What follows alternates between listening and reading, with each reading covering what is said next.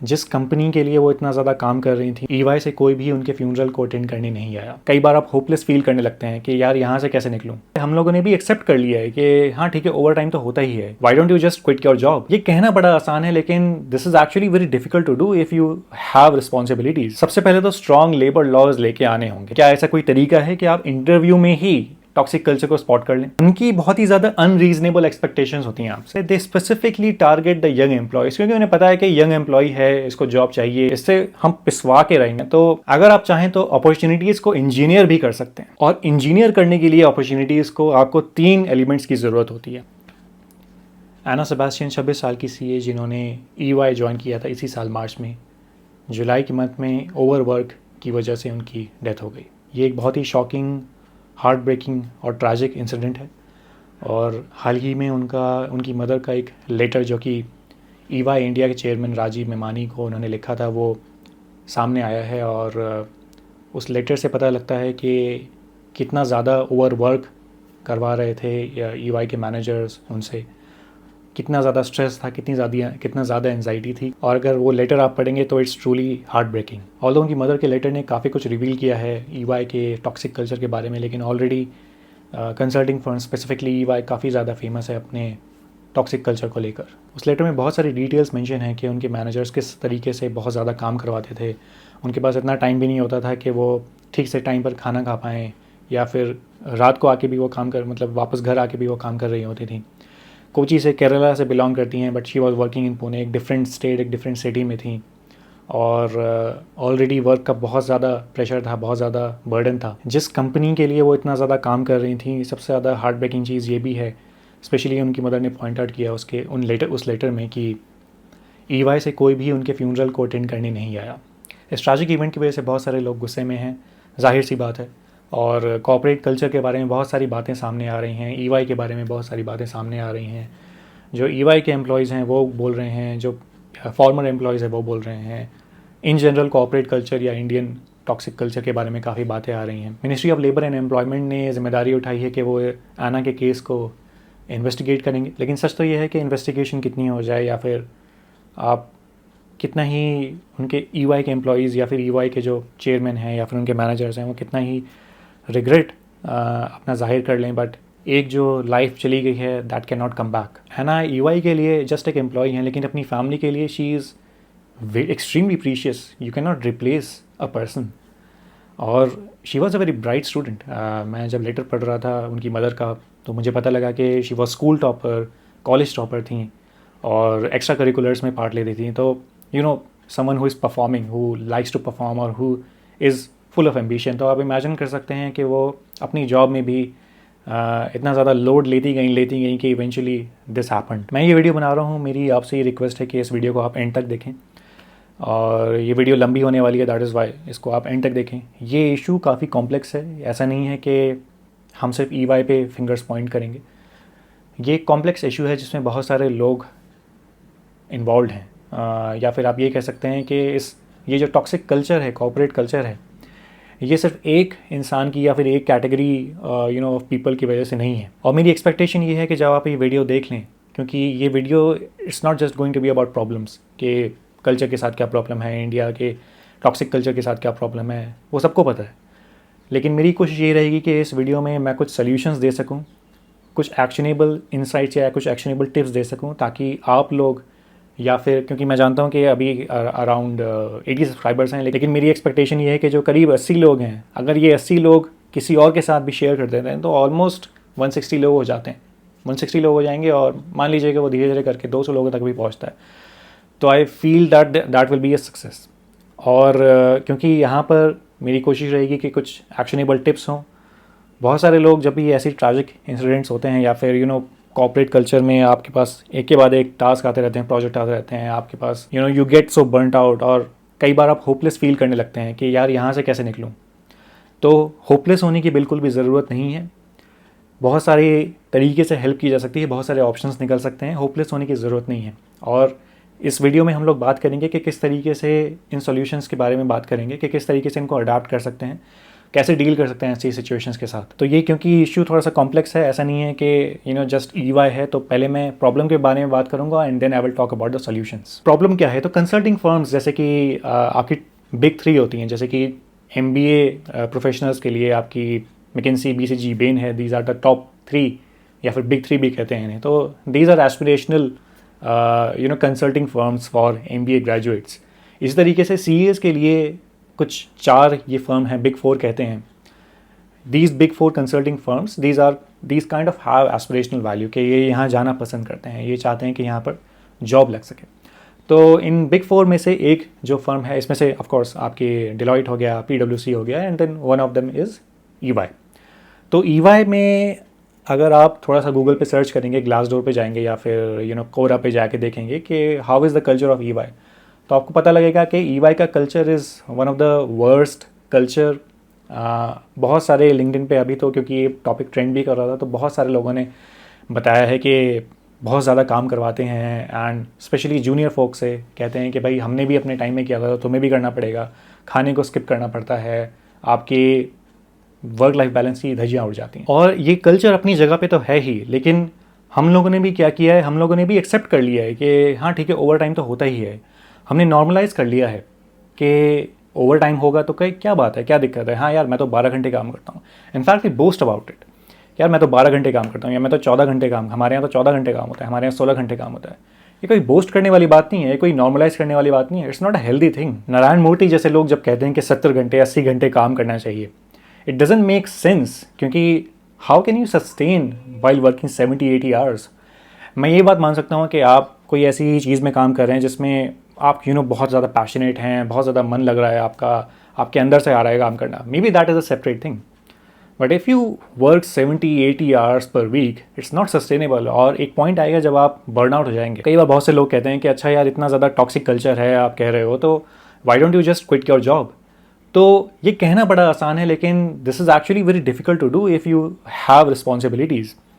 Plus responsibilities की बात भी छोड़िए, अगर आप जॉब छोड़ भी देते हैं so there are thousands of people who are staying in line ताकि वो उनको आपकी जॉब मिल सके। इंडिया एक बहुत ही ज़्यादा कम्पिटिटिव प्लेस है, यहाँ पर बहुत ज़्यादा पॉपुलेशन है और उस पॉपुलेशन के कंपैरिजन में, उसके प्रोपोर्शन में उतनी ज़्यादा जॉब्स जनरेट नहीं हो रही हैं। Jobs are very limited. अब ये जॉब्स जो हैं ब्रॉडली 3 जगह से आती हैं। एक तो आपके कॉर्पोरेट इंस्टीट्यूट, कॉर्पोरेट जो हो गए वहाँ से जॉब आएगी, एक आपका गवर्नमेंट जॉब्स आएंगी, गवर्नमेंट वैकेंसीज जो हैं वो बहुत ही लिमिटेड निकल रही हैं। थर्ड हो गया आपका स्टार्टअप। तो स्टार्टअप में अगर किसी ने स्टार्टअप में काम किया तो उसे पता होगा कि स्टार्टअप में जॉब स्टेबिलिटी नाम की चीज़ नहीं होती, ऑलमोस्ट नहीं होती। आपको कभी भी फायर किया जा सकता है और इनफैक्ट मास फायरिंग्स भी होती हैं। तो प्रॉब्लम अनएम्प्लॉयमेंट का भी है। यहाँ पर बहुत सारे लोग हैं, बहुत सारे केपेबल लोग भी हैं जो कि लाइन में खड़े हैं जॉब लेने के लिए। आप ईजिली रिप्लेसेबल हैं, स्पेशली अगर आपके पास बहुत ज़्यादा स्किल्स नहीं है, बहुत ज़्यादा वैल्यू नहीं है ऐड करने के लिए मार्केट में।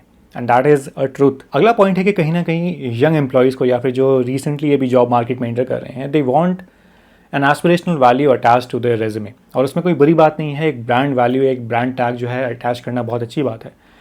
बट कहीं ना कहीं सोसाइटी ने एक इस तरीके से कंडीशनिंग कर दी है हमारी कि हमें लगता है कि बड़ा ब्रांड है बढ़िया होगा, लेकिन ऐसा हमेशा सच नहीं होता। हो सकता है कि एक बड़ा ब्रांड हो and maybe even they have the work life balance but maybe you are not enjoying that job. हो सकता है वहाँ पे आपको टास्क उतने चैलेंजिंग नहीं लग रहे और जॉब बहुत ज़्यादा डल लग रही हो। जब भी लोग आपसे पूछते हैं कि आप कहाँ पर जॉब कर रहे हो, so they are not necessarily trying to see के वेयर आर यू वर्किंग।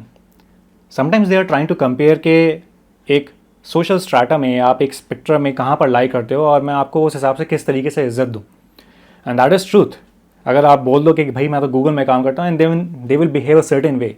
अगर आप बोल दो किसी मैं नो नेम कंपनी में एक या फिर नॉन प्रॉफिट में काम करता हूँ, छोटा सा नॉन प्रॉफिट है 10 लोगों की टीम है, they will treat you in a separate way and it's the truth of the society. Recently एक और कॉर्पोरेट टर्म सामने आ रहा था, ड्राई प्रमोशंस, जिसमें आपको टाइटल वाइज प्रमोशन मिल जाता है। आप मान लीजिए कि एक जूनियर एसोसिएट थे तो आप जूनियर एसोसिएट से सीनियर एसोसिएट बन जाते हैं, but the salary doesn't change, so it doesn't make any sense.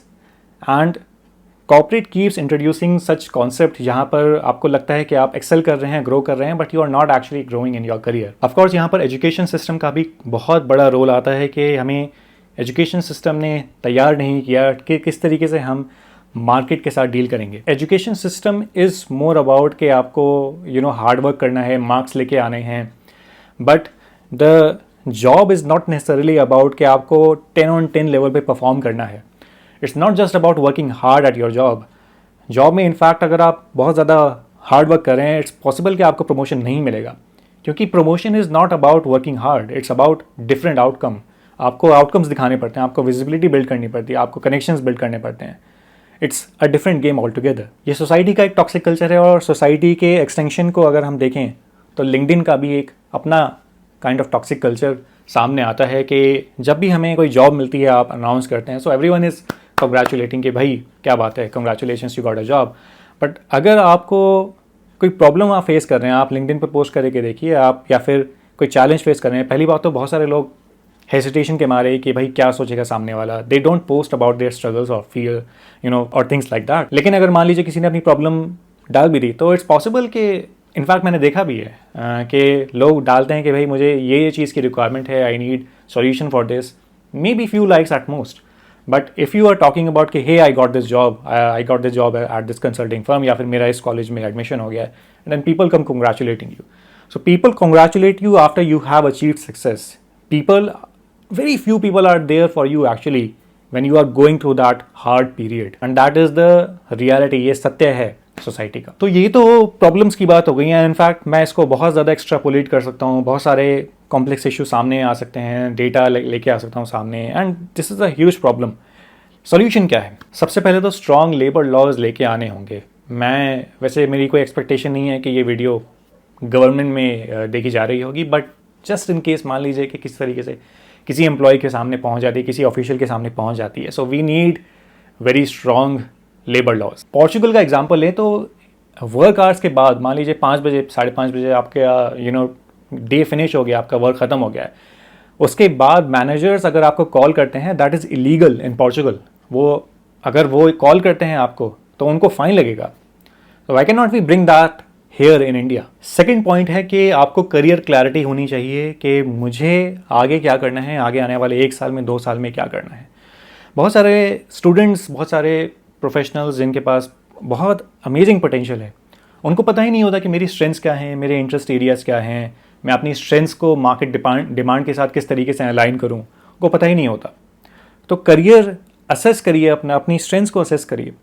अगर आप, पहली बात तो यहाँ पर इंडिया में करियर कोचेज़ का या फिर करियर काउंसलर्स का कॉन्सेप्ट इतना ज़्यादा फैला हुआ नहीं है। मे बी कुछ प्रीमियम स्कूल्स होंगे टॉप सिटीज़ में, Tier 1 सिटीज़ में, जहाँ पर करियर कोचेज़ होते होंगे या करियर काउंसलर्स होते होंगे, बट ब्रॉडली देखा जाए तो मैंने तो अपने स्कूल में, अपने कॉलेज में करियर काउंसलर्स या करियर कोचेज़ नहीं देखे। अगर आप US में जाएंगे या फिर आप UK में या यूरोपियन कंट्रीज़ में जाएंगे, there is a career counsellor, there is a career coach allotted to a particular school, allotted to a particular department of a college.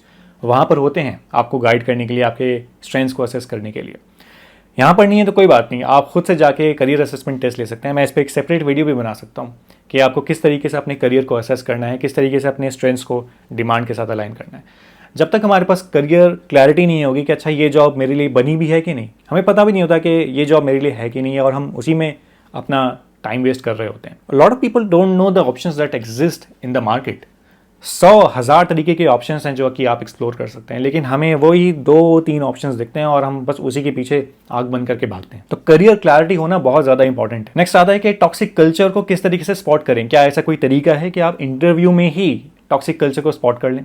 तो हाँ, उसका भी तरीका है। अगर मान लीजिए आपको जो इंटरव्यूअर हैं दे से कि द टीम स्मॉल, टीम छोटी है, लेकिन हमारे यहाँ ग्रोथ का बड़ा पोटेंशियल है, यहाँ पर आप चीज़ें ऑन कर सकते हैं, आप इम्पैक्ट बड़ा कर सकते हैं, लेकिन टीम छोटी है। तो इसका मतलब ये पॉसिबिलिटी है कि वहाँ पर लोग अंडरस्टाफ्ड हैं, मतलब कि क्योंकि कम लोग हैं तो रिसोर्सेज कम हो सकती हैं। रिसोर्सेज कम हैं तो हो सकता है आपसे ज़्यादा काम करवाया जा सके, और जब आपसे ज़्यादा काम करवाया जाएगा तो of course you will get burned out. That is a red flag, that is a big no. अगर मान लीजिए ये कहते हैं कि यहाँ पर हम अपनी जगह में ना टाइटल्स को ज़्यादा इंपॉर्टेंस नहीं रखते, आप प्रोग्राम एग्जीक्यूटिव भी बन सकते हैं, आप जूनियर एसोसिएट भी बन सकते हैं, इट डजंट मैटर, आप डायरेक्टर भी बन सकते हैं। हम टाइटल्स पे ज़्यादा इंपॉर्टेंट, आप टाइटल पे ज़्यादा मत देखिए, आप काम को ध्यान दीजिए। इसका मतलब ये है कि एम्प्लॉयज़ को अगर वो टाइटल के हिसाब से सेग्रीगेट नहीं कर रहे हैं, दैट मीन्स वो एम्प्लॉय को आप उसके टाइटल के हिसाब से पे भी नहीं कर रहे हैं। अब आप खुद जानिए कि एक प्रोग्राम मैनेजर या प्रोग्राम एग्जीक्यूटिव को किस लेवल पे सैलरी मिलेगी, और उसको हम कहते हैं कि अरे टाइटल को हम ज़्यादा भाव नहीं देते, तो maybe that person is getting paid 20,000 rupees when industry rate could be like 80,000 और 1 lakh rupees for a programme manager. मैं एग्जांपल के तौर पे दे रहा हूँ, इट्स नॉट दैट कि वो वही रेट है या वही कंपनसेशन मिलता है। टॉक्सिक कल्चर को आइडेंटिफाई करने का थर्ड रेड फ्लैग ये भी हो सकता है कि आपसे इंटरव्यूअर कहता है कि you will have to go above and beyond your job responsibilities. तो अबव एंड बियॉन्ड का मतलब क्या होता है? Above and beyond of what? क्या रिस्पॉन्सिबिलिटीज़ के बियॉन्ड हमें काम अगर आप कह रहे हैं करना पड़ेगा, तो इसका मतलब ये है कि क्या आप मुझे एक्स्ट्रा पैसे नहीं देंगे उस काम करने के? Are you just expecting me to do more work than required? और इट्स पॉसिबल कि अगर ये कह रहे हैं कि you have to go above and beyond, इसका मतलब है कि जस्ट अगर आप अपने काम से काम करेंगे, कि अगर आपको 4 टास्क दिए हैं और 4 के 4 टास्क आपने करके दे भी दिए, सो दे विल से कि नहीं, हमने तो कहा था अबव एंड बियॉन्ड जाना है आपको तो 5 या आपको तो 10 टास्क करने हैं। सो ऐसे जो इंटरव्यूअर्स हैं या फिर ऐसे जो कल्चर्स हैं, उनसे दूर रहना ही अच्छा है। इंटरव्यू में ही स्पॉट कर लीजिए ऐसी चीज़ों को। कई बार आप जॉब में एंटर कर जाते हैं और आपको पता लगता है कि यार ये जो मेरे लाइन मैनेजर हैं, टीम लीडर हैं, सुपरवाइज़र हैं या फिर बॉस हैं, ये टॉक्सिक हैं। या फिर आपको शुरुआत में हिंट नहीं मिलता उतना अच्छे से, बट ऐसे कुछ साइंस ज़रूर मिलते हैं आपको शुरुआत के 1 या 3 महीने में, जिससे आप पता लगा सकते हैं कि ये मैनेजर टॉक्सिक है कि नहीं। तो क्या साइंस है? पहला साइन ये है कि वो आपको एक्चुअल में अपॉर्चुनिटीज़ नहीं देते ग्रोथ की। आपको वो कहते हैं कि भाई आप ये टास्क कर लो, आप ये प्रोजेक्ट कर लो, इसके बाद आपको ये मिलेगा, उसके बाद आपको इंक्रीमेंट मिल जाएगा, या फिर आप ये प्रोजेक्ट कर लो, इसके बाद आपको प्रमोशन मिल जाएगा। वो एक्चुअली में आपको कोई ग्रोथ की अपॉर्चुनिटीज़ नहीं देते, आपको विजिबिलिटी की अपॉर्चुनिटीज़ नहीं देते। सेकंड रेड फ्लैग है कि वो अपने मैनेजर्स के, मतलब क्योंकि हायरार्की होती है कॉर्पोरेट में, तो मेरे लाइन मैनेजर है, मेरे लाइन मैनेजर के ऊपर कोई लाइन मैनेजर है, तो रेड फ्लैग ये है कि वो आपके सामने एक तरीके से व्यवहार करते हैं, बिहेव करते हैं, लेकिन अपने मैनेजर के सामने, अपने बॉस के सामने दे बिहेव टोटली डिफरेंट, वो बिल्कुल ही अलग हो जाते हैं। थर्ड रेड फ्लैग है कि उनकी बहुत ही ज़्यादा अनरीजनेबल एक्सपेक्टेशंस होती हैं आपसे। अगर आप मान लीजिए काम से काम भी कर देते हैं कि भाई 10 टास्क हैं, 10 टास्क आपने करके दे दिए, वो कहते हैं कि यार ये वाला टास्क क्यों नहीं किया, ये वाला प्रोजेक्ट क्यों नहीं उठाया। They also compare like a bad parent, they start comparing you with different organisations कि भाई इस ऑर्गेनाइजेशन में तो इस क्वार्टर में 8% ग्रोथ हुई है आपके सेल्स की, लेकिन हमारे यहाँ पे 2% हुई है, आपने काम क्यों नहीं किया। इट्स पॉसिबल कि आपने सिस्टम सेटअप किए हों अभी, या फिर आपने नए SOPs लाए हों और आपके पास एकदम से रिजल्ट्स ना आए हों, but they have very unreasonable demands. आपसे उनकी डिमांड्स कभी ख़त्म नहीं होती हैं और बहुत ही ज़्यादा अनरीजनेबल डिमांड रहती हैं उनकी। तो ये कुछ टॉक्सिक साइंस होते हैं। ऑफकोर्स और भी टॉक्सिक साइंस होते हैं कि वो माइक्रो मैनेज करते हैं, सारा काम आपके ऊपर ही थोप देते हैं, लास्ट मिनट पे आपको बताते हैं चीज़ें। तो और भी साइंस हैं, but these are broadly the rough science. जैसे कि मैंने शुरुआत में प्रॉब्लम्स के सेगमेंट में बताया था कि जॉब छोड़ना may not be the solution. हो सकता है कि आप जॉब ना छोड़ पाएँ, आपके पास रिस्पॉन्सिबिलिटीज़ हों, या फिर you can not go back. तो उस केस में आपको बोलना सीखना पड़ेगा, क्योंकि आपको पता है कि यार मुझे तो ये जॉब करनी है, मुझे कम से कम ये 1 साल तक करनी है। मान लीजिए कि रेज्यूमे में बुरा लगेगा for example, for what ever reason, तो आपको असर्टिव होना पड़ेगा अपने वर्क में, आपको बोलना सीखना पड़ेगा। हमारे यहाँ पर एक प्लम्बर हैं, काफ़ी फेमस है हमारे एरिया में, और काफ़ी एक्सपर्ट प्लम्बर है। उनको पता है कि कहाँ पे पाइप्स कहाँ से जा रहे हैं, कहाँ से फिटिंग्स जा रही हैं, and he is a very good plumber. और उन्होंने कुछ टाइम पहले हमें बताया था कि भाई ये जो स्पेसिफिक घर है, यहाँ पर हम नहीं जाते, क्योंकि ये हमें टाइम पे पैसे भी नहीं देते और ये हमसे इज्जत से बात भी नहीं करते। तो आप खुद देखिए कि एक हार्ड वर्किंग जो पर्सन है, जिसको अपने स्किल्स की कदर है, वो स्ट्रेट अप फ्रंट बोल सकता है कि भाई आप पैसे नहीं देते, आप इज्जत से बात नहीं करते, तो हम आपके यहाँ पे काम नहीं करेंगे। तो हम लोग जो हम कॉर्पोरेट एम्प्लॉयज़ हैं, हम इतने वेल एजुकेटेड हैं, हम क्यों नहीं कह सकते, हम क्यों नहीं असर्टिव हो सकते अपने बॉसेस के सामने। तो असर्टिव होने के कुछ 3 टिप्स हैं। सबसे पहले तो आपको प्रैक्टिस करनी पड़ेगी नो बोलने की। No, I am not going to do this, कि भाई, और no is a complete sentence, explanation की बहुत ज़्यादा ज़रूरत नहीं होती। No, no I am not going to do this. अगर आपको आपका काम ओवरलोड कर रहा है, so you have the right to decline, आप डिक्लाइन करिए। अगर मान लीजिए कि आप कुछ नहीं कर सकते, तो आप सजेस्ट करिए कि दूसरा तरीका, कि भाई ये इस तरीके से नहीं हो पाएगा, तो अब मैं ये दूसरा तरीका सजेस्ट कर रहा हूँ, आप ऐसा कर लीजिए। या फिर आपके टीममेट हैं, या फिर आपके साथ में कोई है, तो आप डेलीगेट कर सकते हैं कि भाई ये काम आप 40% कर लो, मैं 60% कर लेता हूँ। But do not take unnecessary request on yourself. Practice saying no. Second है कि आपको अपनी बॉडी लैंग्वेज और अपनी वॉइस ओन करनी पड़ेगी। शुरुआत में क्या होता है कि क्योंकि ये कॉर्पोरेट का जो टॉक्सिक कल्चर है, they specifically target the young employees, क्योंकि उन्हें पता है कि यंग एम्प्लॉय है, इसको जॉब चाहिए, इसके रेज्यूमे में पहली जॉब है या दूसरी जॉब है, ही और शी नीड्स दैट जॉब, इससे हम पिसवा के रहेंगे, इसको तो हम अच्छे से काम करवा के रहेंगे। उसको पता है कि ये ज़्यादा कुछ बोलेगा भी नहीं, तो वो स्पेसिफिकली उन लोगों को भी टारगेट करते हैं। तो आपकी बॉडी लैंग्वेज और आपकी voice that has to be strong. अगर स्ट्रॉन्ग नहीं है तो उसको स्ट्रॉन्ग बनाइए। And it's doesn't take a lot of effort. अगर आप स्क्राउच करते हैं, अपनी फिंगर से विजिट करते हैं, तो seat properly, sit up straight, walk with confidence. अपनी आवाज़ को स्लोली बोलिए, या फिर मतलब पेस को स्लो करके बोलिए एंड स्पीक स्लोली। तो जब आप स्लोली बोलते हैं तो इट एक्सुड्स कॉन्फिडेंस।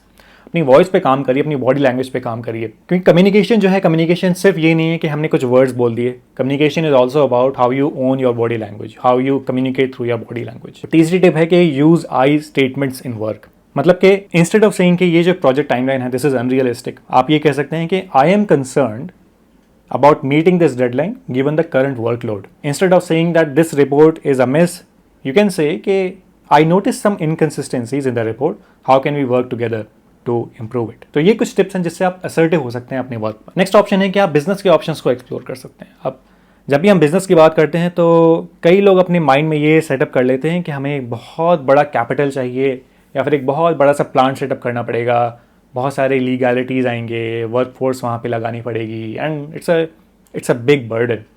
लेकिन ऐसा कुछ नहीं है। मैं अभी कुछ एग्जांपल्स भी देता हूँ, बट उससे पहले मैं इस पॉइंट पे भी थोड़ा सा टच करना चाहूँगा कि जब भी हम बिजनेस सेटअप करते हैं या फिर हम किसी को देखते हैं कि कोई सोलोप्रेन्योर है इंडिया में, कोई फ्रीलांसर है, कोई कंटेंट क्रिएटर या इन्फ्लुएंसर है, हमारी ये टेंडेंसी रहती है that we try to pull that person down. अगर आप इंस्टाग्राम पे जाके किसी इन्फ्लुएंसर के पहले पेड कोलैबोरेशन के सामने देखें, पेड कोलैबोरेशन जहाँ पे एक ब्रांड आके आपको कुछ पे करता है एक रील के लिए, एक वीडियो के लिए, आप वहाँ पर कमेंट देखेंगे कि अच्छा आज तो एडमिन पनीर खाएगा, आज तो एडमिन चिकन खाएगा, आज तो एडमिन पार्टी करेगा। तो we have this tendency to pull other people down to our level, और I don't know why that exist. Rather than saying कि यार ये मैं इसको ना अपने लेवल पे लेके आ रहा हूँ, why don't we get up to the better level. हम बड़े या फिर ऊंचे लेवल पे क्यों नहीं जा सकते? अपना खुद का लेवल क्यों नहीं रेस कर सकते? हमें दूसरों को नीचे गिराने की क्यों ज़रूरत पड़ती है? बहुत सारे फ्रीलांसर्स हैं and people look down upon them. ऐसा क्यों है भाई? क्यों मेरे माइंड में बहुत ज़्यादा इज्जत होती है फ्रीलांसर की, एक सोलोप्रेन्योर की, क्योंकि वो बंदा या बंदी अकेले ही लीड्स लेके आ रहा है, सर्विसेज दे रहा है, ऑनबोर्डिंग कर रहा है क्लाइंट की, सर्विसेज को फुलफिल करवा रहा है, कोशिश कर रहा है कि 10 on 10 जो है वो सर्विस हो, पेमेंट कलेक्ट कर रहा है, सारी चीज़ें वो जो बिजनेस में करनी है, मार्केटिंग भी कर रहा है अपनी सर्विसेज की, ऑल ऑफ दैट ही और she is doing by himself और हरसेल्फ। तो उनके लिए तो और ज़्यादा रिस्पेक्ट होनी चाहिए आपको। हम why are we looking down on them, why are we pulling them down? और जैसे कि मैंने बताया कि it doesn't require a lot of capital, करोड़ों में आपको कैपिटल नहीं चाहिए, या फिर बहुत लाखों हज़ारों लोग नहीं चाहिए अपने बिजनेस को सेटअप करने के लिए। यहाँ पर मैं अभी एक एग्जाम्पल भी डिस्प्ले करूँगा कि इनफैक्ट घर से रहते हुए दीज आर होम मेकर्स ने थाउजेंड्स में, लाख्स में अपने बिजनेस का रेवेन्यू जनरेट किया है by selling products that they can make at home, that they can procure easily. और मैं ये एग्जांपल बहुत सारे लोगों के साथ शेयर करता हूँ जब भी वो लोग कहते हैं कि this is very challenging, very difficult. It's not very challenging. Yes, challenging है, मैं ये नहीं कह रहा, but maybe we can also explore this option because it exist and it is feasible. यहाँ पर अगर कोई मैनेजर या फिर कोई लाइन मैनेजर, सुपरवाइजर या बॉस भी अगर गलती से कोई वीडियो देख रहा है, तो उनकी भी जिम्मेदारी बनती है कि वो अपने एम्प्लॉयज़ का ख्याल रखें। आप अपने टीम के एम्प्लॉयज़ को किस तरीके से, कितने अच्छे से जानते हैं? क्या आप जानते हैं कि वो कहाँ पे किस एरिया में एक्सेल करते हैं? क्या आप जानते हैं कि उनके वर्क का स्टाइल क्या है? क्या आप जानते हैं उनके प्रेफरेंसेस क्या हैं? क्या आपको ये पता भी है कि कितने टाइम पहले उन्होंने एक हॉलीडे लिया था, एक सिक लीव लिया था? तो मैनेजर्स की बहुत ज़्यादा रिस्पॉन्सिबिलिटी बनती है कि वो अपनी टीम का ख्याल रखें। It's not just about work. आप अपना almost half of the day, आप अपनी almost half of your life you are spending at work. It is the responsibility of the manager to take care of the employees. And then point आता है mindset का। हमें अपने mindset को change करना होगा, और माइंडसेट को चेंज किए बिना हम ज़्यादा प्रोग्रेस नहीं कर पाएंगे। माइंडसेट को यहाँ पर हमें इस तरीके से देखना होगा कि रादर देन थिंकिंग कि ये जो अपॉर्चुनिटीज़ हैं, ये जो जॉब्स हैं, they are very limited in number, but they are in fact not very limited in number for the people who are proficient, for the people who are known in the circles, and for the people who have a good personality. मैं इसको explain करता हूँ। Actual में great employees की, जो कि employees अच्छे होते हैं, उनकी डिमांड हमेशा होती है। वो ज़्यादा टाइम तक अनएम्प्लॉयड नहीं बैठ सकते। फॉर अगर किसी गलती से भी वो फायर कर दिया जाता है उन्हें, तो वो ज़्यादा टाइम खाली नहीं बैठ सकते, क्योंकि उनके पास कहीं ना कहीं से जॉब ऑफर आ ही जाता है। ऐसे क्या कौन से एम्प्लॉयज़ होते हैं और वैसा क्या करते हैं? तो अगर आप चाहें तो अपॉर्चुनिटीज़ को इंजीनियर भी कर सकते हैं, और इंजीनियर करने के लिए अपॉर्चुनिटीज़ को आपको 3 एलिमेंट्स की ज़रूरत होती है। एक होता है आपका प्रोफिशिएंसी, एक होता है आपका पब्लिसिटी, और एक होता है आपका पर्सनालिटी। एक एक करके बात करते हैं इन तीनों के बारे में। तो प्रोफिशिएंसी का मतलब ऑफ कोर्स आप समझ रहे होंगे कि mastery in skills and knowledge. तो आपकी कंटिन्यूअल लर्निंग होनी चाहिए, कोर्सेज लेने चाहिए, आपको वर्कशॉप्स लेनी चाहिए ताकि आप अपनी स्किल्स को एनहांस कर सके। हैंड्स ऑन प्रोजेक्ट्स या एक्सपीरियंसेस जरूरी हैं। इट्स नॉट जस्ट अबाउट कि वेबिनार अटेंड किया और वहां से सर्टिफिकेट ले लिया। No, that doesn't mean much to an employer. और मेंटरशिप सीख कर सकते हैं आप लिंक्डइन पे, ताकि आप अपनी प्रोफिशिएंसी को एनहांस कर सकें। सेकंड आता है पर्सनालिटी। तो personality it's not just about के आप बहुत अच्छे से बात कर रहे हैं, आपकी कम्युनिकेशन स्किल्स बहुत अच्छी हैं, that is one aspect of it. But क्या आप सामने वाले को रिस्पेक्ट करते हैं? क्या आपके अंदर एम्पैथी है? क्या आप अच्छे सही तरीके से बाउंड्रीज सेट कर सकते हैं? क्या आप अपने आसपास के लोगों को सेफ फील करवा सकते हैं? All of these things are part of your personality. And the third one is publicity. अब यहाँ पर पब्लिसिटी से मेरा मतलब ये नहीं है कि आपको किसी बड़े इन्फ्लुएंसर के जैसे, बड़े सेलिब्रिटी के जैसे मिलियंस ऑफ फॉलोअर्स लेके आने, नहीं, इसका मतलब ये नहीं है। पब्लिसिटी का मतलब ये है कि आपके सर्कल में, आपकी मान लीजिए इंडस्ट्री है, आपकी इंडस्ट्री में क्या आपको लोग जानते हैं कि नहीं? और सारे लोग भी नहीं, अगर आपको मान लीजिए 100 लोग भी जानते हैं, so that means you are known in a circle, in a particular circle. And if you are known amongst the founders, maybe you are known amongst the hiring managers, so that increases your chances of getting hired. ये publicity कैसे आएगी? ये publicity आएगी जब आप LinkedIn पे लोगों के साथ एंगेज करेंगे, या फिर अपना पर्सनल ब्रांड बनाएंगे, या फिर कुछ ऐसी चीज़ बनाएंगे, आप इस तरीके से कंटेंट बनाएंगे जो कि दूसरे लोगों को हेल्प कर सके, उनकी प्रॉब्लम्स को सॉल्व कर सके। So when you are able to solve the problem of other people, then they follow you. So that it's a very simple basic equation of content creation or building a personal brand. तो इस video में हमने बात करी है problem की, जो India का टॉक्सिक कल्चर है, कॉर्पोरेट का टॉक्सिक कल्चर है, उसके बारे में बात करी। प्रॉब्लम से ज़्यादा मेरी कोशिश रही थी कि मैं सॉल्यूशंस पे टाइम स्पेंड करूं, ताकि आपके पास कुछ एक्शनेबल टिप्स हों, ताकि आप अपने वर्क कल्चर में बोल सकें, बाउंड्रीज सेट कर सकें, या फिर एक नई जॉब या फिर एक बिजनेस सेटअप कर सकें। आपके पास ऑप्शंस हों, आप कभी भी हेल्पलेस या होपलेस फील ना करें। और डेफिनेटली कभी भी होपलेस फील ना करें। आपको एक प्रोफेशनल के साथ कंसल्ट करने की ज़रूरत है, एक प्रोफेशनल करियर कोच के साथ जाके बात करने की ज़रूरत है। डेफिनेटली गो, क्योंकि देयर आर ऑप्शंस एम्प्लॉयज़ के लिए जो कि मेहनत करना चाहते हैं, जेन्युइनली एक मीनिंग चाहते हैं अपनी जॉब में, वर्क लाइफ बैलेंस चाहते हैं, उनके लिए ऑप्शंस हैं। आप एक्सप्लोर करिए। मुझे कमेंट्स में बताइए कि आपको ये वीडियो कैसी लगी। ये वीडियो ऑफकोर्स बहुत ज़्यादा स्क्रिप्टेड नहीं थी, इसलिए ये वीडियो बहुत लंबी भी हो गई होगी, बट या थैंक यू अगर आपने एंड तक देखा है। एंड डेफिनेटली मेरी रिक्वेस्ट है कि आप इस वीडियो को शेयर करें ज़्यादा से ज़्यादा लोगों के साथ। I'll see you soon.